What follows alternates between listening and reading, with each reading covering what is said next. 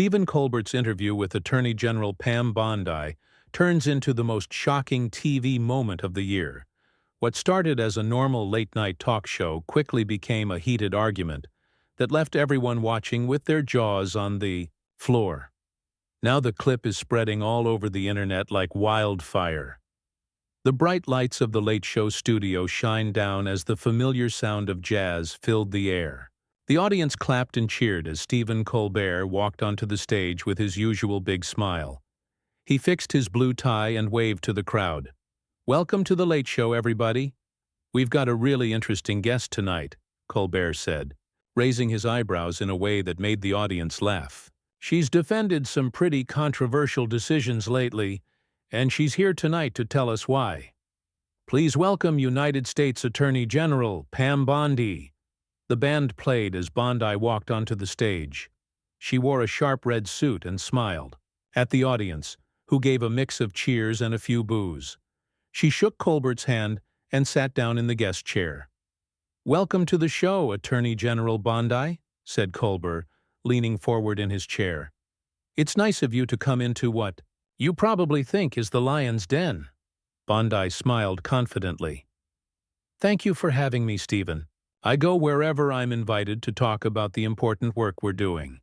Colbert shuffled the cards in his hands. "So let's just dive right in.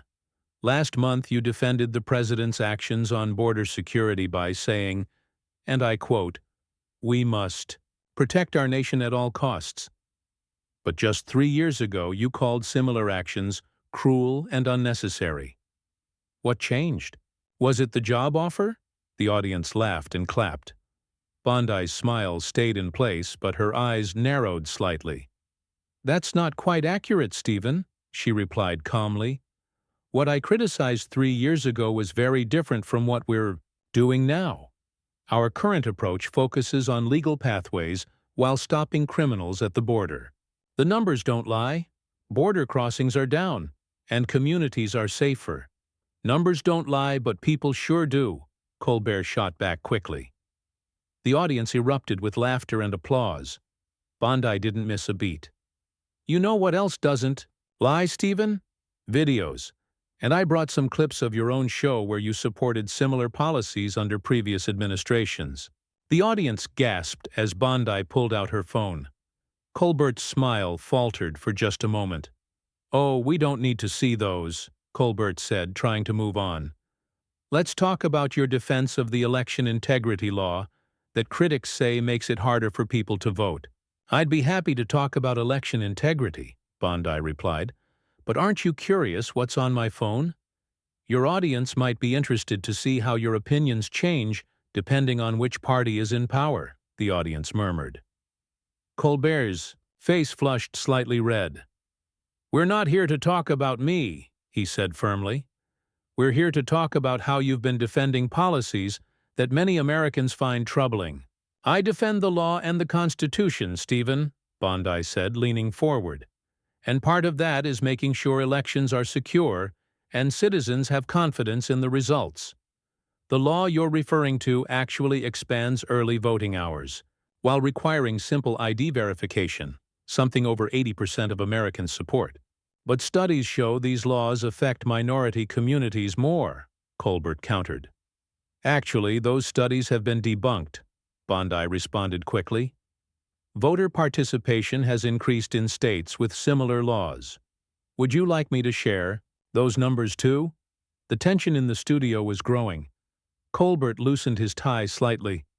"Let's take a break and come back to this," he said, turning to the camera with a strained smile. "We'll be right back with more from Attorney General Pam Bondi." As soon as the cameras cut to commercial, Bondi leaned over. "I came prepared, Stephen. Maybe you should have too." The audience members looked at each other in shock. The show's producer rushed onto the stage, whispering urgently to Colbert. The band played nervously as staff members hurried around. One audience member whispered to another, "This is getting intense. Do you think he knew she would fight back like this?" When the commercial break ended, the atmosphere had completely changed. Colbert's usual playful smile was replaced with a more serious expression. Bondi sat calmly, hands folded in her lap. "Welcome. Back to the Late Show," Colbert said. "We're here with Attorney General Pam Bondi, who's been challenging some of my questions." "I'm just here to set the record straight," Bondi replied. "You invited me on your show, presumably to have a real conversation. Isn't that what your viewers deserve?" The cameras caught several audience members nodding in agreement, which seemed to surprise Colbert. "Of course," he said, regrouping. "So let's have that conversation.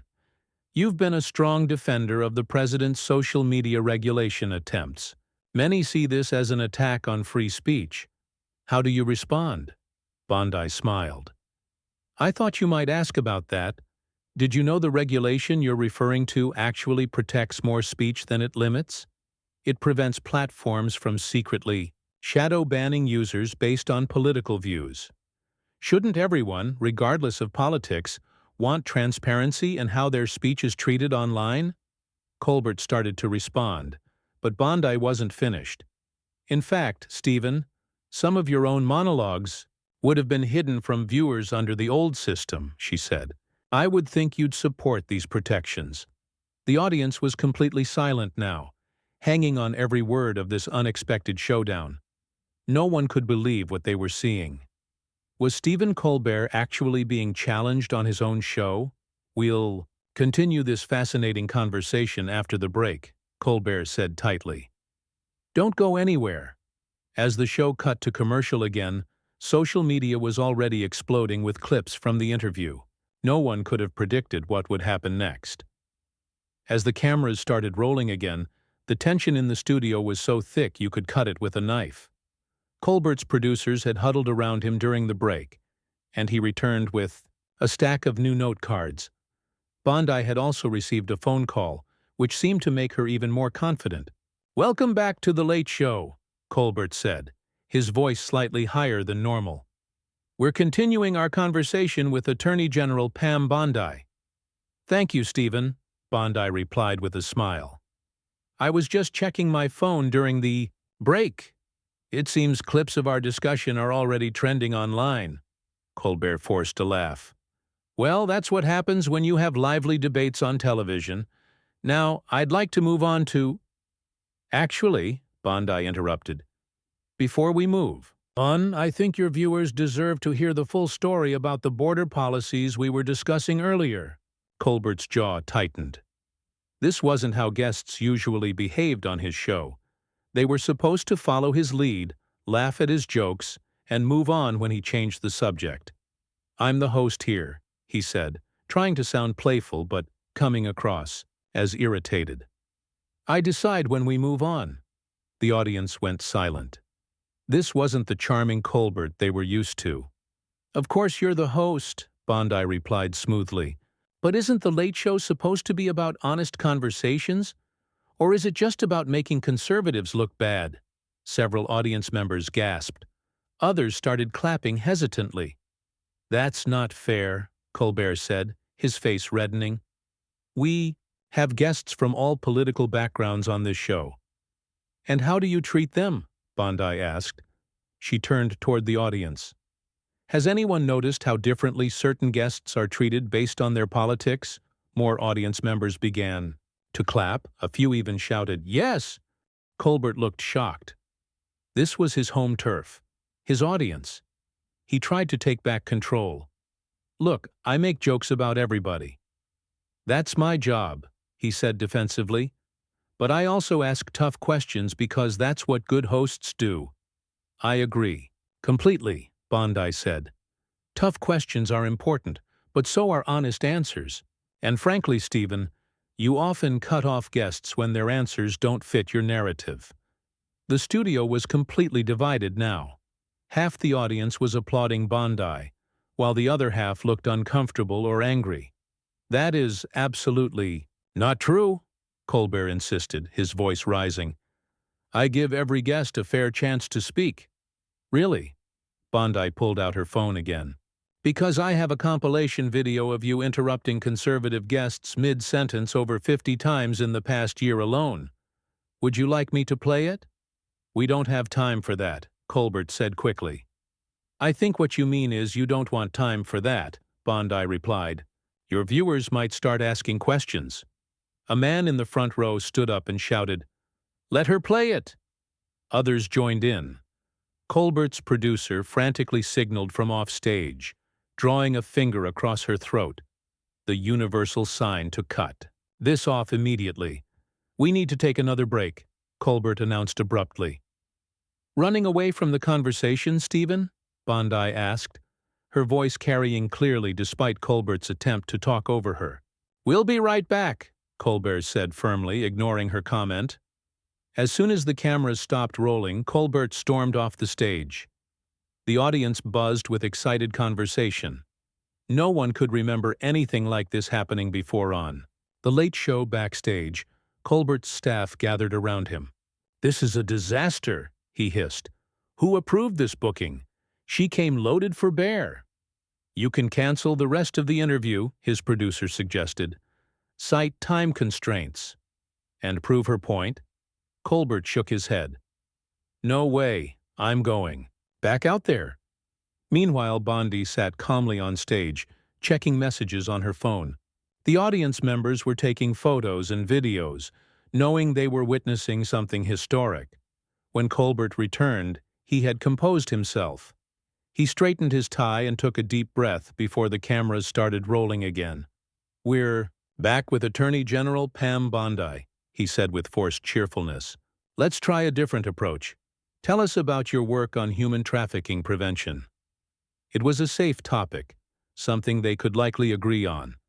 But Bondi wasn't going to let him off that easily. I'm happy to discuss that important work, she said. But I think your audience deserves closure on our previous conversation first. You pride yourself on speaking truth to power, Stephen. But when someone speaks truth to you, you cut to commercial. The audience reacted with a mix of oohs and scattered applause. Colbert's smile became strained. That's not what happened. It's exactly what happened, Bondi countered. And it happens every night on shows like this. The American people are tired of being talked down to by entertainers who claim to be honest brokers of information, but actually push one-sided narratives. More audience members were clapping now. Colbert looked around in disbelief. This is still my show, he said, his voice rising again. And you're here as my guest.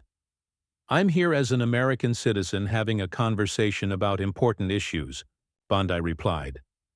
The fact that you see that as a threat says more about you than it does about me.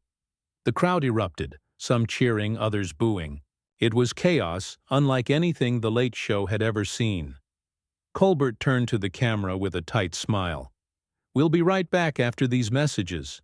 But the cameras didn't cut away. The director, caught up in the drama, kept the show live. We're still on, Stephen, Bondi said quietly, pointing to the red light on the camera. Colbert's eyes widened as he realized the entire exchange was being broadcast live. His producer was frantically waving her arms, trying to get the director's attention, but it was too late. Millions of viewers at home were witnessing this unscripted moment of pure tension. Well, Colbert said, quickly trying to recover. Since we're still on air, let's continue our discussion. He straightened in his chair and attempted to regain his composure. You mentioned speaking truth. Let's talk about truth then. I'd love to, Bondi replied calmly. You defend an administration that has been caught in countless contradictions, Colbert said, deciding to go on the offensive. How can you lecture anyone about truth? The audience held their breath. This was getting personal. Everyone makes mistakes, Stephen, Bondi answered. But what matters is owning them and correcting them. When was the last time you admitted you got something wrong on your show? Colbert paused, caught off guard by the question. This isn't about me, he insisted. But it is, Bondi countered. You influence millions of people every night. You shape opinions. That comes with responsibility. A young woman in the audience stood up. She's right. You never admit when you're wrong. The show's security started moving toward her, but Colbert waved them off. This situation was already out of control. Removing an audience member would only make things worse. Look, Colbert said, his voice softening slightly. Comedy and politics have always been intertwined. I make jokes. That's my job. And my job is to uphold the law, Bondi replied. But we both serve the American people. The difference is, I acknowledge that half the country might disagree with me, and I still have to represent them. Do you feel the same responsibility to your entire audience? The studio was completely silent now. It was a fair question. One that struck at the heart of the divide in American media. I think, Colbert started, then stopped. For perhaps the first time in his career, he seemed genuinely at a loss for words. I think we all have blind spots, he finally admitted. It wasn't much, but it was something. A small crack in the armor. Bondi nodded. That's all any of us can do. Recognize our blind spots and try to see beyond them. But that doesn't excuse policies that hurt people, Colbert added, finding his footing again. I agree, Bondi said, surprising everyone. No policy should intentionally hurt people. We can disagree about whether a policy helps or hurts, but questioning each other's intentions gets us nowhere. The tension in the room began to shift. It wasn't disappearing, but it was changing into something different, something more productive. So what are we supposed to do? Colbert asked, sounding genuinely curious for the first time. Just pretend we agree when we clearly don't. No, Bondi shook her head. We're supposed to talk to each other instead of about each other, like we're doing right now. Several audience members applauded. Not the raucous partisan cheers from earlier, but something more thoughtful. You came prepared tonight, Colbert acknowledged. I had to, Bondi replied, because I knew what I was walking into. But Stephen, has it occurred to you that maybe you weren't prepared for me? Not because you didn't have enough joke writers or research assistants, but because you expected me to be a caricature instead of a person. The cameras zoomed in on Colbert's face. There was a flicker of recognition there. Maybe, he admitted. But you came in with videos ready to embarrass me on my own show. I came in ready to defend myself, Bondi corrected him, because no one else in this room was going to do it for me. An older man in the back of the audience suddenly called out, "This is the most honest thing I've ever seen on television." Others murmured in agreement. The show's staff looked at each other in confusion. This wasn't how The Late Show was supposed to go, but somehow it had transformed into something remarkable. Colbert checked his watch. "We're almost out of time," he said. Convenient, Bondi smiled, but there was less edge to it now. "No, really," Colbert insisted, showing her his watch. "TV schedules are sacred even when everything else goes off the rails." The audience laughed. A genuine laugh, not the nervous kind from earlier. "Before we wrap up," Colbert said, "I have one last question. Would you come back on the show sometime?" The audience gasped. After everything that had happened, nobody expected this. Bondi looked surprised, too. "Would you actually want me to?" "I think," Colbert said carefully, "that this has been the most uncomfortable hour of television I've ever been part of." He paused. "And probably the most important." The audience erupted in applause. Real applause this time, not divided by political lines.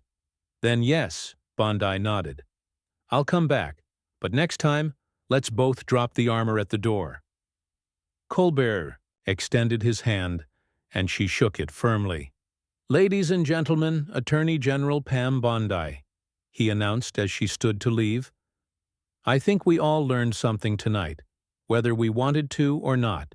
As Bondi walked off stage to thunderous applause, Colbert turned to the camera. For once, his expression wasn't polished or rehearsed. It was genuine. "Well," he said with a sheepish grin, "that didn't go as planned, but maybe that's okay. We'll be right back." As the show finally cut to commercial, the studio audience remained standing, buzzing with energy. Cell phones were out everywhere as people rushed to share what they'd witnessed.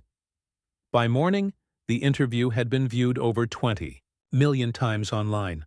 News networks ran countless segments analyzing what had happened.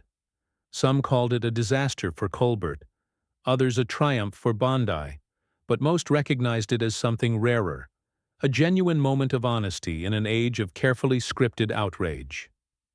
Neither Colbert nor Bondi commented publicly in the days that followed, but ratings for The Late Show spiked to their highest level in years. Letters poured in from viewers on both sides of the political spectrum, many expressing the same sentiment. "More of this, please." 1 week later, The Late Show opened with a new segment called Honest Conversations, where guests from across the political spectrum were invited to speak openly without the usual trappings of late-night comedy. As for Attorney General Bondi, her office released just one statement: "Democracy thrives when we listen as much as we speak."